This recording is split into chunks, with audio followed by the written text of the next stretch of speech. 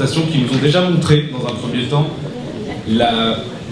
toute la dimension qu'intègre cette problématique.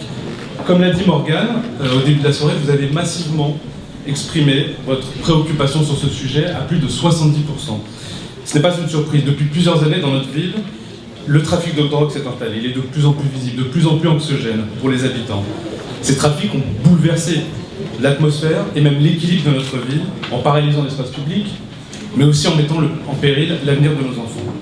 Est-ce que ce questionnaire, cette démarche que nous avons faite en allant vers vous, nous a permis de mettre en évidence, c'est que même si ce mal est profond, il prend des formes très diverses.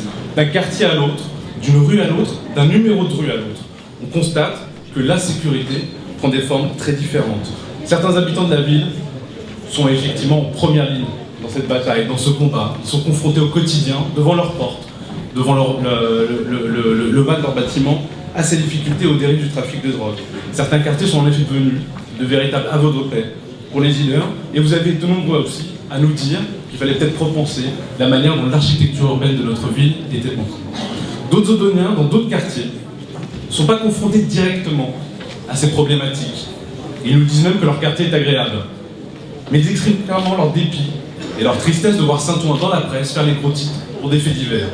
Ils ressentent l'insécurité comme un mal, et ils nous ont dit très clairement un mal qui a perverti, tout doucement, mais très concrètement et très nettement, les relations entre les habitants de notre ville. Enfin, d'autres Odoniens, vers qui nous sommes allés, qui sont venus vers nous, nous ont exprimé leur inquiétude pour l'avenir de leurs enfants, et ont dénoncé une certaine forme de tolérance à la culture de la drogue dans notre ville, et qui s'est développée à vitesse grand V au cours des dernières années. Ce diagnostic que nous avons posé, que vous avez posé avec nous, montre l'étendue et les multiples facettes, je pense, de ce problème. Il n'y a pas une solution unique contre la sécurité, mais vous nous l'avez été de nombreuses fois. Vous voulez qu'on tourne le dos à cette politique du ni répression ni prévention. Et surtout, vous voulez qu'on ne se retranche plus derrière des discours qui prônent l'impuissance publique en disant que c'est la faute de l'État, que c'est la faute de la communauté d'agglomération, etc., etc. Si on rentre très vite dans le détail des propositions et des mesures qui ont été évoquées dans le cadre du questionnaire, vous avez été 67% à souhaiter que nous puissions profiter de manière adéquate du dispositif de zone de sécurité prioritaire. Pour rappel, ce dispositif, sous l'impulsion des élus socialistes et de Bruno Leroux dès l'été 2012, a permis à Saint-Ouen d'être l'une des premières villes à en bénéficier. Et le dispositif de zone de sécurité prioritaire, ce n'est pas seulement un renforcement des effectifs policiers, mais c'est aussi la mise en place d'un véritable travail en commun entre les différents acteurs concernés par ce sujet. La justice, la police, mais aussi l'éducation nationale, la société civile, les associations et les acteurs de l'urbanisme, normalement sous la coordination de la maire. 60% également, vous avez souhaité que puisse être redéfinie les missions de la police municipale. Farid en a parlé. Aujourd'hui, à Saint-Ouen, on constate que la police municipale est dévolue à des tâches très particulières, comme le stationnement, la voirie. Peut-être demain, en travaillant ensemble et en redéfinissant les missions de la police municipale, travailler à retisser le lien avec les habitants par des missions d'inotage.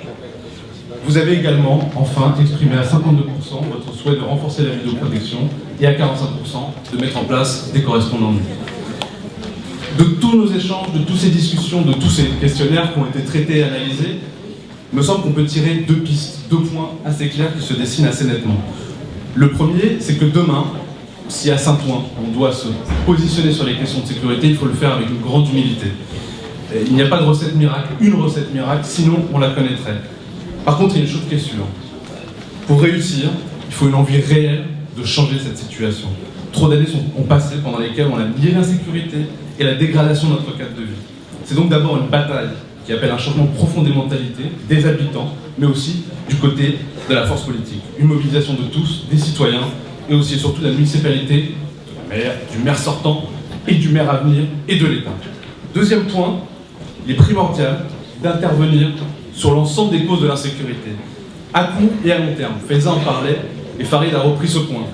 Une présence accrue et permanente, une action plus efficace de la police nationale, bien entendu, mais aussi, pour travailler sur le long terme, une politique de réappropriation de l'espace public en faisant revenir les services publics dans les quartiers délaissés.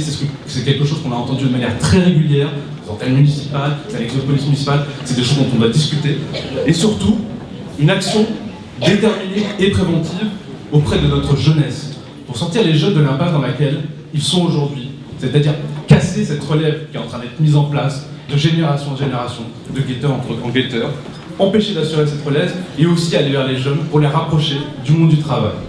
C'est avec cette mobilisation et cette approche globale, j'espère que nous pourrons continuer à travailler et c'est ce que vous avez exprimé. Je vous remercie.